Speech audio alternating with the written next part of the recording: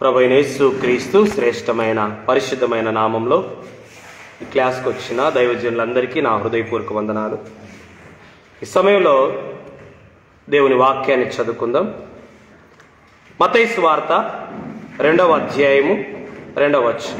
మత్తయి సువార్త 2వ అధ్యాయము 2వ వచనం.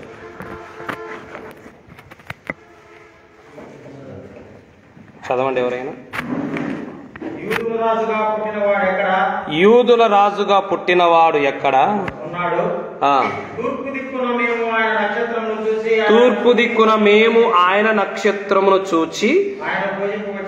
చాలు, ఆల్రెడీ బోర్డు మీద కూడా అదే పేరు ఉంది, వచ్చి కూర్చుంటేనే చూసిన. క్రిస్మస్ స్టార్స్ అని. Star STAR. స్టార్ లో ఫస్ట్ అక్షరం ఎస్. అలాగనే క్రిస్టమస్ లో లాస్ట్ అక్షరము ఎస్ అంటే స్టార్. ఆ స్టార్ గురించి ఒక 5 విషయాలు నేను బైబిల్ గ్రంథం నుంచి తెలియజేస్తాను. ఎందుకంటే విశ్వాసులకు సంబంధించింది, సేవకులకు సంబంధించింది, ఇద్దరికి సంబంధించింది. క్రిస్మస్ అనగానే ప్రపంచ వ్యాప్తంగా డిసెంబరు కాదు కానీ మన దగ్గర డిసెంబర్ నుంచి అనుకుంటాం. నవంబర్ 25 నుంచే జనవరి 1 వరకు ప్రపంచంలో ప్రతి ఇంటి మీద, ప్రతి షాపు మీద, ప్రతి చర్చి మీద, ప్రతి స్థలములలో మనకు బాగా కనపడేది ఏంటి? స్టార్. అసలు క్రిస్మస్ అంటేనే ఫస్ట్ గుర్తొచ్చేది స్టార్, నక్షత్రము. అందుకే పార్టీలతో సంబంధం లేదు, ప్రజలతో సంబంధం లేదు, షాపులతో సంబంధం లేదు. ఎక్కడ చూసినా కూడా ప్రపంచంలో ఫస్ట్ గుర్తొచ్చి ప్రతి స్థలంలో కట్టబడేది, పైన పెట్టబడేది నక్షత్రం, స్టార్. దాని గురించి ఒక 5 విషయాలు దేవుని వాక్యంలోంచి మనము జ్ఞాపకం చేసుకుందాం. పరిశుద్ధ బైబిల్ గ్రంథంలో అనేక విధాలైన స్టార్స్ ఉన్నాయి, నక్షత్రాలు ఉన్నాయి. అయితే ఎవ్వరు ఇంతవరకు నక్షత్రాలు లెక్క కట్టలేకపోయినారు. సూచాయిగా కట్టారు వాళ్ళ బుర్రకు అందినంత మాత్రాన్ని.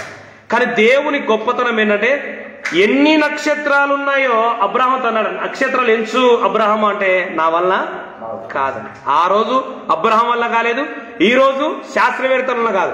కానీ దేవునికి ఎన్ని నక్షత్రాలు ఉన్నాయో తెలుసు. ప్రతి నక్షత్రానికి ఒక పేరు పెట్టాడు. 147:4. 147:4 కీర్తనలు. 147 అంటే కీర్తనే, వేరేది ఏముండదు. 7:4 నక్షత్రముల సంఖ్యను ఆయన నియమించి ఉన్నాడు. ఎన్ని ఉన్నాయో వాటికన్నిటికీ పేర్లు పెట్టుచున్నాడు. ఎన్ని నక్షత్రాలు ఉన్నాయో లెక్క ఉండి ప్రతి నక్షత్రానికి ఏముంది? నాకు ఇప్పుడు మా చర్చిలో వచ్చి కూర్చున్న వాళ్ళలో చాలా మంది పేర్లు తెలియదు. పెట్టింది నేనే, మళ్ళా బాప్టిజం ఇచ్చేప్పుడు పెట్టింది నేనే, కానీ వాళ్ళ పేర్లు నాకు గుర్తులేవు. అందుకే ప్రార్థన చేసేప్పుడు ఒకసారి తడబడతా అంటే పక్కన ఈ ప్రకాష్ వీళ్ళు ఉంటారు, బాప్టిజం వచ్చినప్పుడు పలానా పేర్లు సార్ పలానా పేర్లు గుర్తు చేస్తాట. కానీ దేవుని మహాజ్ఞానం అంటే ప్రతి నక్షత్రం ఉంది, అది ఒక ఉద్దేశంతో పుట్టింది.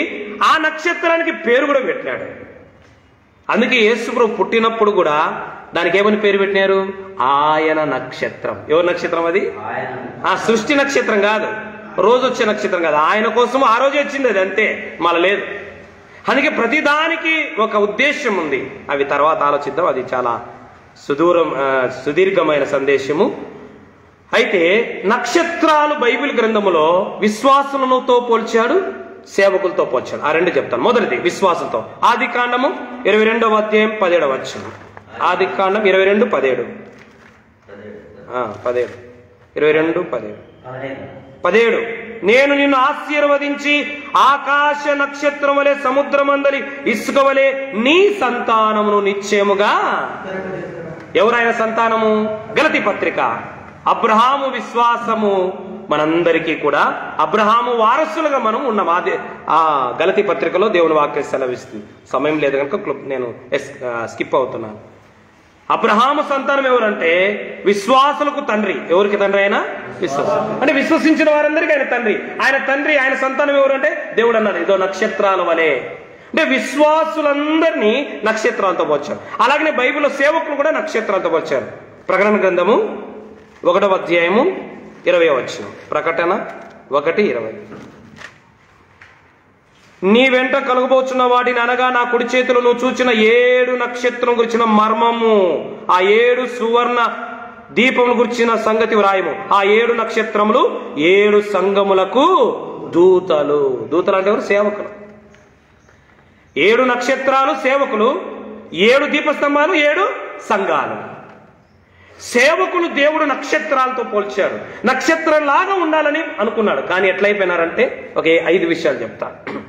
5 రకాల నక్షత్రాలు, 5 టైప్స్ ఆఫ్ స్టార్స్ అని 5 నక్షత్రాలు.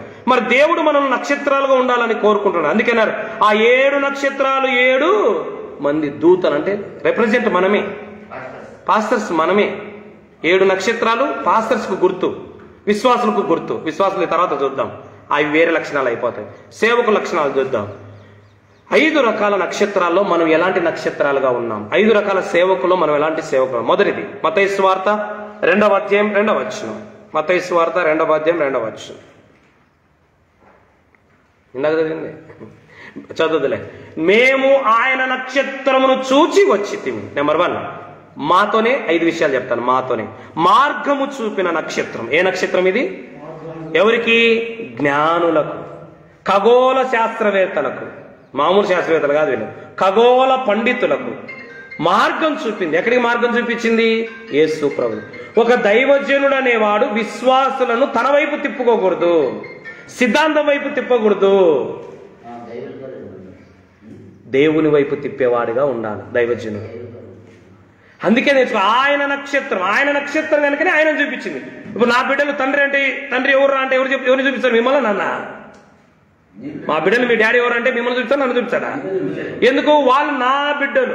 ఆయన నక్షత్రం ఆయనే చూపిస్తుంది. మరి ఆయన పాస్తం అయితే ఆయనే చూపించాలి మనం. అందుకే మార్గము చూపిన నక్షత్రం. జ్ఞానం కలిగిన వారికి క్రీస్తు చెంతకు నడిపించింది, మార్గాన్ని చూపించింది. అదే that is Christmas star. Christmas star అంటే క్రీస్తు దగ్గరికి ఆత్మలను నడిపించేవారు, క్రీస్తు వైపుకు ఆత్మలను తిప్పేవారు. వాళ్ళు నిజమైన దైవజనులు. అందుకే మొదటి నక్షత్రం ఏంటంటే మార్గము చూపిన నక్షత్రము. మత్తయి సువార్త 2వ అధ్యాయం 9వ వచనం. మత్తయి సువార్త 2:9.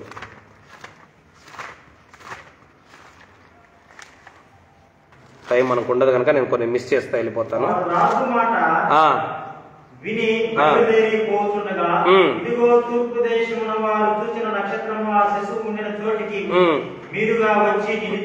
వాని ముందుగా నడిపించెను. అందుకే మార్గం చూపిస్తూ వచ్చింది. వారికి ముందుగా ఉండి ఇటు రావాలా, ఇక్కడికి రావాలా, ఇక్కడికి రావాలా అని లాస్ట్ తీసుకెళ్ళి ఎవరిని చూపించింది? అక్కడ కింద ఒక మాట ఉంది, వారు మరియను యేసేపును చూచిరి కానీ ఆరాధించింది మాత్రం యేసు ప్రభు. మనం చూడాలి విశ్వాసం చర్చికి వచ్చినప్పుడు, పాస్టర్ను కూడా చూడాలా. కానీ ఫేవర్ ఎవరికి ఉండాలంటే యేసు ప్రభుకే ఉండాలా. అందుకే మార్గము చూపిన నక్షత్రం. చూడండి, ఆంద్రేయ మనం చూస్తే కన్నా ఆంద్రేయ సిమోనును ఎక్కడికి నడిపించినాడు? యేసు ప్రభు దగ్గర. యోహాను సువార్త 1వ అధ్యాయం చదవద్దులేండి. 2వదిగా మనం చూస్తే కన్నా ఫిలిప్పు నతానేలును తీసుకొచ్చాడు, అదే యోహాను సువార్త. అలాగనే సమరయ స్త్రీ గ్రామాన్ని తీసుకొచ్చింది యేసు ప్రభు దగ్గరికి. వీళ్ళంతా సమరయ స్త్రీ విశ్వాసి. అలాగనే ఫిలిప్పు ఎవరు? ఇంకా డిసైపులే, ఇంకా సేవకుడు కాలే, పరిచారకుడే. ఆంధ్రేయ ఎవరు? పరిచారకుడే. కానీ ఇప్పుడు మనం ఎవరు? సేవకులం. ఆ స్థాయి దాటాం. ఇక మనం ఎంతమందిని ప్రభు వైపు చూపించాలా, ఎంతమందికి ప్రభును చూపించాలి? ఇంకో మాట చెప్పాలంటే ప్రభును చూపించాలి, ప్రభు దగ్గరికి నడిపించాలి. ఆయననే చూపించాలి, ఆయన దగ్గరికే వాళ్ళు రియల్ స్టార్స్. అందుకే దానియేలు గ్రంథం ఉన్నది, ఎంతమంది అయితే ఆయన వైపు తిప్పుదరో వాళ్ళు నిరంతరము ప్రకాశించు నక్షత్రం. Eternal star. No mega star, no rebel star, no power star, rebel లేకపోతే లివింగ్ స్టార్. అది ఎటర్నల్ స్టార్, శాశ్వతంగా ఉండేది. ఇది బతికేంత వరకే స్టార్, చచ్చిపోతే తీసిపడేస్తారు. అందుకే దైవజనుడు ఎప్పుడు కూడా సంఘములోనైనా పరిచయంలోనైనా దేవుని చూపించేవాడుగా ఉండాలి, దేవుని దగ్గరికి నడిపించేవాడు. సిద్ధాంతాల వైపు కానీ వాటి వైపు కానీ నడిపించకూడదు దైవజనుడు. సరే, చాలా సందర్భాలు ఉన్నాయి, ఎన్ని వద్దులే. 2వ నక్షత్రం. 2వది యూదా గ్రంథము, యూదా పత్రిక 1వ అధ్యాయం 13వ వచనం. యూదా పత్రిక 1:13. మీరు తొందరగా చదివితే కొన్ని ఎక్కువ చెప్తాను. తమ అవమానమును నురగ వెల్లుగక్కువారై సముద్రం యొక్క ప్రచండమైన అలలుగాను మార్గము తప్పి తిరుగు చుక్కలుగాను ఉన్నారు. రెండోది, ఒకటి మార్గము చూపిన నక్షత్రము, రెండోది మార్గము తప్పిన నక్షత్రం. ఒకప్పుడు బాగా సేవలోనే ఉన్నారు, ఒకప్పుడు భక్తిలోనే ఉన్నారు, ఒకప్పుడు ఆత్మీయతలోనే ఉన్నారు, ఒకప్పుడు భారంలోనే ఉన్నారు, ఒకప్పుడు భక్తిలోనే ఉన్నారు. కానీ ఇప్పుడు ఏమైంది? అదంతా తప్పింది, పక్కన పడేస్తారు. అసలు వీళ్ళు అత్యంత ఘోరమైన దైవజనులు. ఆ మాట అనకూడదు, కానీ అత్యంత ఘోరమైన దైవజనుల లిస్టులోకి వచ్చేవాళ్ళు. ఎందుకో తెలుసా? ఇక్కడ పైన ఉంది, తమ అవమానము నురగగా వెళ్ళక. ఎప్పుడు ఆ సేవకుని గురించి, ఈ సేవకుని గురించి, ఆ పాశ్రమం గురించి, ఈ పాశ్రమం గురించి కక్కడమే వాళ్ళ పని. కక్కేది ఎవరి లక్షణమో తెలుసా? అనకూడదుగా, కక్కడమే వీళ్ళ పని. రెండవ పని ఏంటంట? ప్రచండమైన అలలుగా ఎప్పుడు ఎగిరెగిరి పడతా అంటారు. ఉండదు. యెషయా అదే అంటాడు, అవిశ్వాసి సముద్ర తరంగం వల్లే ఎగురుతూ ఉంటాడు. దైవజనుడు ఒకప్పుడు నీ దర్శనమేంది, ఇప్పుడు నీ దర్శనమేంది, ఒకప్పుడు నీ పిలిపేంది, ఇప్పుడు నీ పిలిపేంది, ఒకప్పుడు నీ భారమేంది, ఇప్పుడు నీ భారమేంది, ఒకప్పుడు నీ యొక్క తపనేంది, ఇప్పుడు నీ తపనేంది, ఒకప్పుడు నీ యొక్క ఉద్దేశాలు ఏంటి, ఇప్పుడు నీ ఉద్దేశం. తప్పిపోయాం, మిస్ గైడ్ అయ్యాం, మిస్ యూజ్ అయ్యాం. దైవజనులు నిజంగా నేనైనా మనైనా ఫస్ట్లో వచ్చినప్పుడు మనకు ఎంతో భారం ఉంటుంది, ఎంతో బాధ్యత ఉంటుంది, ఎంతో భక్తి ఉంటుంది, ఎన్నో ఆలోచనలు ఉంటాయి, ఎన్నో టార్గెట్స్ ఉంటాయి. దినాలు గడిచే కొద్దీ వాటిని బట్టి, వీటిని బట్టి, వారిని బట్టి, వీరిని బట్టి మనం మిస్గైడ్ అయిపోతూ ఉంటాం, గురి తప్పిపోతాం. ఒక మాటలో చెప్పండి, గురి తప్పిన నక్షత్రాలు ఇవ్వాలి. ఎవరు గురించి చెప్పింది అది? ఎవరి గురించి చెప్పింది తెలుసా? ఆ సందర్భంలో ఎవరి గురించి చెప్పింది ఆ మాట? ఎవరి గురించి అసలు ఆ మాట రాసినారు తెలుసా? కయీను గురించి. వాళ్ళకు కయీను బిలాము గురించి మాట్లాడాడు. వీళ్ళు మార్గం తప్పినారు, ఇద్దరు మార్గం తప్పిపోయినారు. షార్ట్ కట్లు చూసుకున్నారు. ఎక్కట్లు? షార్ట్ కట్లు. సేవలో షార్ట్ కట్లు, సేవలో ఇంకేంటి, ఇంకా కొన్ని ఉంటాయి, డొక్కదారులు చూసుకుని. అందుకే వాళ్ళు అన్నారు మార్గం తప్పిన నక్షత్రాలని. ఎవరి గురించో కదా రాసింది? బిలాము కయ్యను గురించి. కనుక దైవజనులుగా మనము ఎక్కడ తప్పిపోయినామో, తప్పిపోయిన కుమారుడు ఉన్నాడు కానీ తప్పిపోయిన సేవకులు ఉన్నారు బైబిల్లో కూడా. మనము యాకోబు పత్రిక 3లో ఉంటుంది, మనం మాటలో తప్పిపోని ఎడల ఏ విషయంలో తప్పిపోకుండా ఉంటాము అనేది. మాటలో తప్పిపోకపోతే సేవకుడు ఏ విషయంలో తప్పిపోకుండా ఉంటారని యాకోబు పత్రిక 3వ అధ్యాయంలో సెలవిస్తాను.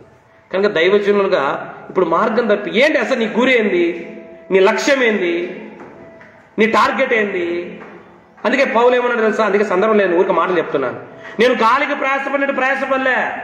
ఏదో తెల్లారింది, బైబిల్ చదువుకోవాలా, ప్రార్థన చేసుకోవాలి, అట్టా 2 ఊర్లు పోయి రావాలా, అట్లా ఉన్న విజిటింగ్ చేసుకోవాలి, అది కాదు నా సేవ. నాకంటూ ఒక లక్ష్యం ఉంది, నాకంటూ ఒక గురి ఉంది. చదువుదాం ఆ మాట కూడా, చదువుతులే చెప్తాను. ఆ లక్ష్యం ఉంది. ఫిలిప్పీ పత్రిక 3వ అధ్యాయం 14వ వచనంలో మనం చదివితే గన, నేను గురి చూడని వారి వలే కాదు, గురి చూసి పరిగెత్తాండ. ఏంటి నీ లక్ష్యం? సేవకుడుగా ఉండడం మన లక్ష్యం కాదు, సేవకునికి ఒక లక్ష్యం ఉండాలి. మళ్ళా చెప్తా, సేవకునిగా ఉండడం కాదు మన లక్ష్యం, సేవకుడిగా ఉండడము, సేవ చేయడం మన లక్ష్యం.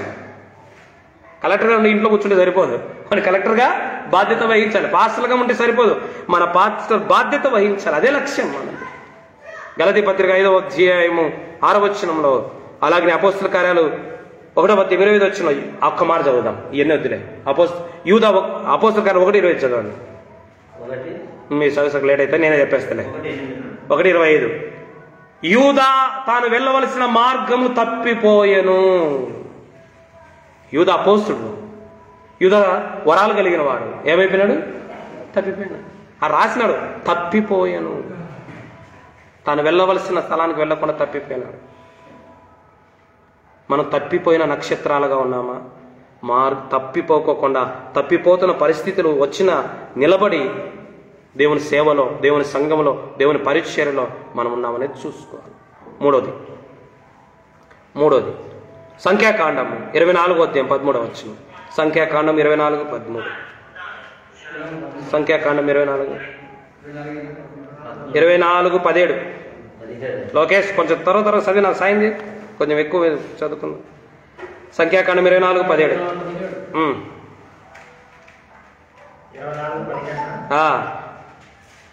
ఆయన ఉన్నట్టు కాదు, ఆయనను చూస్తున్నాను గాని సమీపంగా ఉన్నట్టు కాదు. నక్షత్రము యాకోబులో చాలు. మూడోదిగా మహిమ తెచ్చిన నక్షత్రం. ఏ నక్షత్రము? యేసు పుట్టినప్పుడు దూతలు ఏమని పాట పాడినారు? మళ్ళీ రావాలా లూకాసు వార్తలకి? ఏమని పాట పాడినారు? పాట దేవునికి అసలు యేసు పుట్టింది ఎందుకు? మహిమ తీసుకురావడానికి. చాలు చాలు. యేసు పుట్టిందే మహిమ తీసుకురావడానికి. ఎందుకంటే యాకోబులో నక్షత్రం పుట్టి. ఎవరు ఆ నక్షత్రం? యేసు ప్రభువే. ఆ నక్షత్రం ఎందుకు పుట్టింది? చదవండి యోహాను సువార్త. యోహాను సువార్త, లూకాసు వార్త 2వ అధ్యాయము. ఇందాక చదివాం దూతల పాటలో మహిమ గురించి. యోహాను సువార్త 1:14 అద్భుతమైన మాట ఉంటుంది. తండ్రి మహిమను చదువుతారా? 17, 14.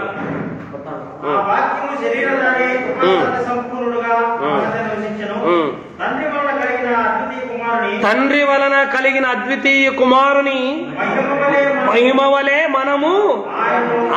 అసలు యేసు ప్రభు ఎందుకు ఈ లోకానికి వచ్చాడే? తండ్రి మహిమను క్రీస్తు చూశారు. అందుకే ఒక పాట ఉంది.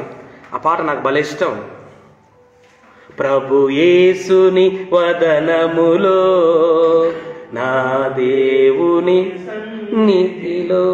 అసలు ఆయన వదనం, ఆయన ముఖంలో తండ్రిని చూసే భాగ్యం దొరికిందంట. అసలు యేసుప్రభు వచ్చింది అందుకు. ఆయన మా రోమపత్రిక 3వ అధ్యాయంలో ఏ భేదం లేదు, అందరూ పాపం చేసి దేవుడు అనుగ్రహించి మహిమను పోగొట్టారు కనుక ఇవ్వడానికి వచ్చాడు. ఆది కాండము 3వ అధ్యాయంలో పోగొట్టాడు, అది తీసుకొని వచ్చాడు. కనుక 3వ నక్షత్రం ఏంటంటే మహిమను తెచ్చిన నక్షత్రం. ఈరోజు 1 తిమోతి పత్రిక చదవద్దు చెప్తాను. స్వకీయ మహిమను వెతకకూడదు మనం. నువ్వు పాట పాడు, ప్రార్థన చేయి, వాక్యం చెప్పు, ఆరాధన చేయి, ఏమన్నా చేయి, ఏ యాక్టివిటీ అయినా చేయి, స్వకీయ మహిమను మనము వెతకకూడదు. దేవుని మహిమ కోసమే మనం పాట పాడు, ప్రార్థన చేయి, ఆరాధన చేయి, ప్రోగ్రామ్స్ పెట్టు, వాక్య పరిచర్య చేయి, ఖర్చు పెట్టు, ఏమన్నా చేయి. స్వకీయ మహిమను, స్వకీయ ఘనతను, స్వకీయ కీర్తిని కాదు, కానీ దేవుని మహిమపరిచే విధంగా మన జీవితాలు ఉండాలి. దేవుని ఘనపరిచే జీవితాలుగా ఉండాలి. నేనేం చేసినా నాకు పేరు రావాలనే ఉద్దేశం మన ఆలోచనలో వస్తుంది, రాదన్నా మనమే ఇది కాదు, వస్తుంది, రానికూడదు అంతే. స్వకీయ కీర్తి. అందుకే 1 తిమోతి చాలా అద్భుతంగా ఉంది. పైకి భక్తి గల వారుగానే ఉంటూ దాని శక్తిని ఆశ్రయించిన వారు పైకి ఉంటూ తర్వాత ఏముంది? స్వకీయ కీర్తిని, స్వకీయ మహిమను ఆశిస్తారు. మనం పుట్టింది ఎందుకు? యెషయా 43వ అధ్యాయం చదువుతున్నా, నేను చెప్తాను. యెషయా 43వ అధ్యాయం 7వ వచనంలో ఆయన మహిమ నిమిత్తమై సృజించబడిన జనులం. 43:7. తర్వాత అందుకే దైవ సేవకులుగా దేవుని పనిని మనం ముఖ్యంగా భావించాలి. నువ్వేం చేసినా దేవునికి మహిమ రాదు, దేవుని పని చేస్తేనే. యోహాను సువార్త 17వ అధ్యాయం 1-2 వచనాలు మనం చదువుకుంటే గన, ఇదిగో తండ్రి, నీవు నా చేతికి ఇచ్చిన పనిని నేను సంపూర్ణం చేసి నేను దేవునికి ఏం ఇచ్చినాడు? స్వార్థ పని, కాపరి పని చేయ.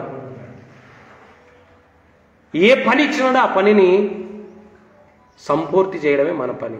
మనసా వాచ, ఇంకో మాట మాట్లాడండి, కర్మన. శక్తి లోపం, ప్రసంగి గ్రంథం, భూమి మీద నీకిచ్చిన పని శక్తి లోపం లేకుండా చేయాలి. ఎందుకంటే తర్వాత మనం వెళ్ళడానికి చేసేదానికి ఏం పని లేదా పరలోకంలో.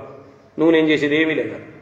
భూమి మీద ఉన్నప్పుడే, రక్త మాంసాలు ఉన్నప్పుడే, ప్రాణాత్మదేవి ఉన్నప్పుడే, వయస్సు ఉన్నప్పుడే, శక్తి ఉన్నప్పుడే, డబ్బు ఉన్నప్పుడే, అవసరాలు ఉన్నప్పుడే, అవకాశాలు ఉన్నప్పుడే మనం దేవుని పని చేస్తేనే దేవునికి మహిమ వస్తుంది. నువ్వు ఏం చేసినా రాదు దేవునికి మహిమ.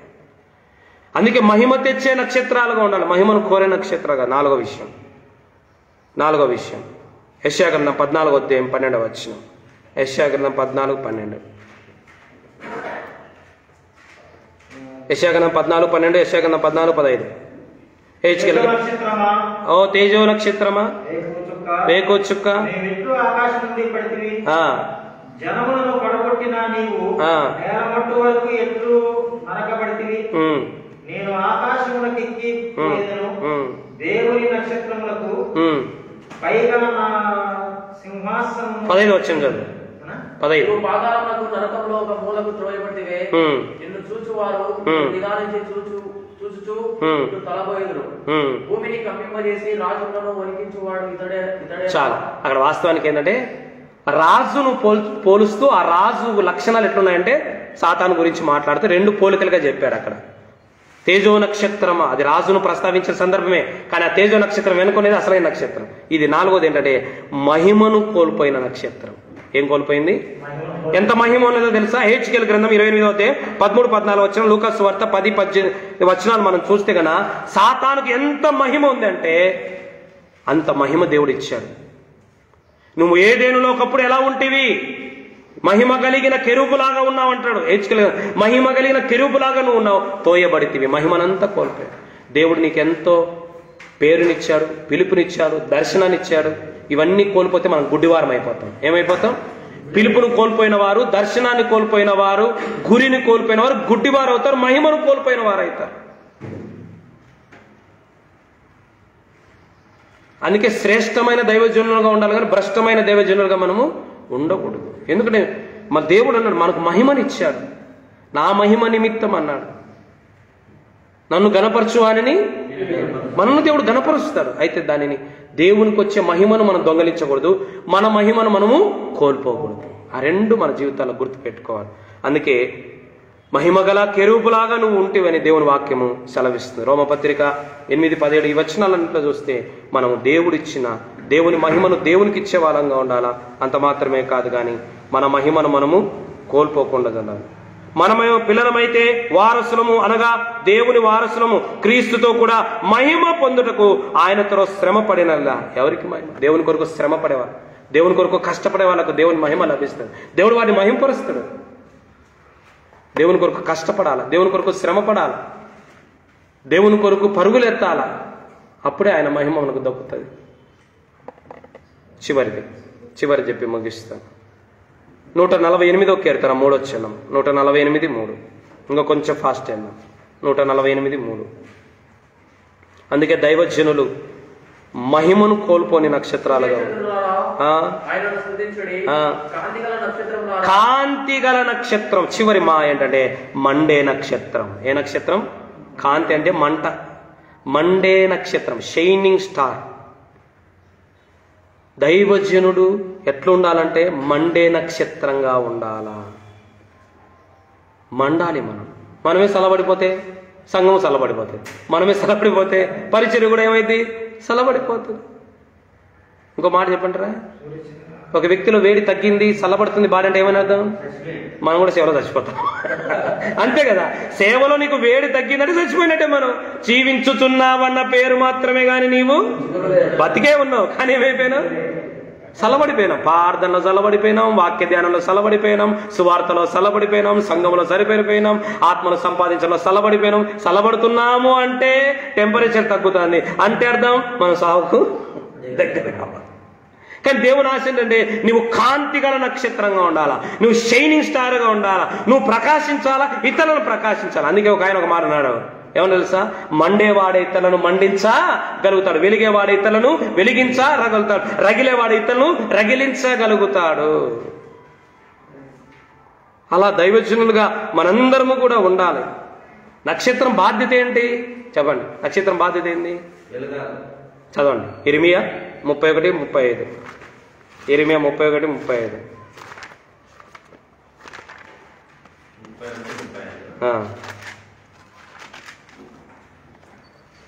నేను యాడికి పోయినా మా కూతురు చిన్న 35. పగటి వెలుగుకై సూర్యుని పెట్టినాడు, రాత్రి వెలుగు కొరకు 2 పెట్టాడు. ఒకటి చంద్ర నక్షత్రం. నక్షత్రం పని ఏంది? రాత్రిలో ఏమి ఇవ్వడానికి? రాత్రి వెలుగుకు 2 పెట్టినాడు దేవుడు. పగటికి సూర్యుని ఒక్కనే పెట్టాడు, రాత్రికి 2 పెట్టినాడు. ఆదికాండం 1వ అధ్యాయం చదవద్దులే. చంద్రుణ్ణి, నక్షత్రాన్ని. చీకటిలో ఉన్న వారిని మండించేదే నక్షత్రము. ఈరోజు పాపం అనే చీకటిలో, దోషం అనే చీకటిలో, వ్యసనాలనే చీకటిలో, అక్రమం అనే చీకటిలో, అన్యాయం అనే చీకటిలో, అపవిత్రత అనే చీకటిలో ఉన్న ప్రజలను మండించి నీవు బొగ్గుగా ఉన్న వాణిని నిప్పుగా మార్చడానికి. ఆ బొగ్గు కాడివి మనం బొగ్గులు కాదు. తెలుసు ఒకడు ఉన్నాడు బైబిల్లో, బొగ్గు దగ్గర పోవాల్సింది ఎందుకు? దాన్ని రగిలించడానికి, దాన్ని సహవాసం చేసి మనం బొగ్గు అయిపోవడానికి కాదు. బైబిల్ ఏమో తెలుసా? సంసోను గురించి, రక్షించడానికి పోయి భక్షించబడ్డాడు సంసోను. రక్షించరా వాళ్ళనంటే ఈడే పోయి ఇరుక్కుపోయినాడు. ఇప్పుడు మనము చీకటిలో ఉన్న వారిని విడిపించడానికి దేవుడు మనం పిలుచుకున్నాడు. పేతురు రాసిన మొదటి పత్రిక 2వ అధ్యాయం 9వ వచనంలో ఏమనింది? చీకటిలో ఉండి ఆశ్చర్యకరమైన వెలుగులోకి మనం వచ్చింది చీకటిలో ఉన్న వారిని వెలిగించడానికి, మనం చీకటి కార్యాలు చేయడానికి కాదు. మొదటి దశలోని పత్రిక ఏముంది? మనం చీకటి సంబంధం కాదు, మన వెలుగు సంబంధం. మనం వెలగాలి, వెలిగించాలి, మండాలి, మండించాలి, రగలాలి, రగిలించాలి. అందుకే బైబిల్ ఒక ఆయనకి ఈ మాట ఉంది, యోహాను సువార్త 5వ అధ్యాయం 69. అతడు మండుచు ప్రకాశించు దీపమై. ఎవరతడు? యోహాను బాప్తిస్మిచ్చు. అతడు మండుతున్నాడు. అందుకే రాజైనా భయపడిపోతాడు, ఇంట్లో వాళ్ళైనా భయపడతాడు, ఈదులో. ఎందుకంటే వాడు నిప్పురా. మండాల, మండించాల, రగలాల, రగిలించాలి, వెలగాల, వెలిగించాలి దైవజనుడు. ఇప్పుడు దైవసేవకులు ఎక్కువ ఆరిపోతున్నారు. ఇది చూడండి, లైట్ల వెలుతురులో కానీ లోపల లైట్లు. కానీ దావీదు ఏమన్నాడు? నా దీపమును వెలిగించిన వాడు. బెత్షెబా దగ్గర పోతే 1000 వాట్స్ ఆరిపోయింది. కానీ దేవుని దగ్గర వెళ్ళి క్షమాపణ ఇంకెప్పుడు చేయను నా జీవితంలో అంటే మళ్ళీ వెలిగించాడు, ఇంకెప్పుడు ఆరిపోలే. అందుకే బైబిల్ ఏముందో తెలుసా? ఉరియా విషయంలో, బెత్షెబా విషయంలో తప్ప దావీదు ఏ విషయంలో పాపం చేయాలని రాశాడు దేవుడు, స్పష్టం రాసేసాడు. అంతే, గతం గత అంతే. ఇంకా మళ్ళా చీకట్లోకి వెళ్ళకూడదు మన జీవితంలో. అందుకే నక్షత్రాలుగా దైవజనులు. అసలు ఇంకో మాట చెప్పండిరా, అసలు మనకు ఇచ్చిన స్థానం ఏంది చెప్పండి? సేవకునికి దేవుడు ఇచ్చిన స్థానం ఏంది? తన కుడి చేతిలో నక్షత్రాలు. ఎడమ చేయనులే, కుడి చేతిలో నక్షత్రాలు. అంటే ఎంత ఆధిక్యత ఇచ్చాడు, ఎంత ధన్యత ఇచ్చాడు. దాన్ని మనం ఎందుకు పోగొట్టుకోవాలా? దాన్ని ఎందుకు కుడి చేతిలో నక్షత్రాలు అన్నాడు. ఏమున్నాయి కుడి చేతిలో? ఒక 7 విషయాలు ఉన్నాయి, మళ్ళీ ఎప్పుడన్నా చెప్తాలేదు.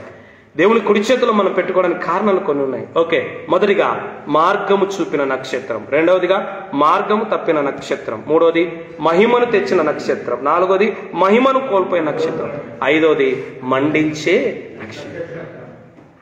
మనం కూడా ఉండాల్సిన నక్షత్రాలుగా ఉండకూడని నక్షత్రాలు ఉండకుండా దేవుని కొరకు ప్రకాశిస్తూ నిరంతరం యుగయుగాలు, చనిపోయిన యుగయుగాలు ప్రభు దగ్గర ప్రకాశించే నక్షత్రాలుగా దేవుడు మనం ఉంచునుగాక. ఆమేన్. ప్రార్థన చేసుకుంటాం.